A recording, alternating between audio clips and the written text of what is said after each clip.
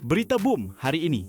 Kumpulan pop Malaysia terkenal, Alpha mengakui terkejut apabila diumumkan bakal mengadakan konsert solo pertama mereka meskipun menyifatkan peluang tersebut sebagai rezeki besar selepas kurang setahun berada dalam industri. Pengumuman itu hadir tanpa pengetahuan awal mereka, sama seperti kejutan ketika penghasilan album sulung sebelum ini. Walaupun tidak menjangka perkembangan yang begitu pantas, Alpha menegaskan mereka sudah bersedia untuk memberikan persembahan terbaik kepada peminat. Kumpulan yang dianggotai Ariel, Ray D, Rizal Rashid, Daniel, Araf, Izzat Ibrahim dan Afiq Sky itu turut menyifatkan ikatan serta keserasian sesama ahli sebagai kekuatan utama mereka. Hubungan erat yang terjalin melalui latihan intensif, sesi rakaman hingga lewat malam dan matlamat yang sama menjadi faktor penting dalam perjalanan mereka menuju kejayaan.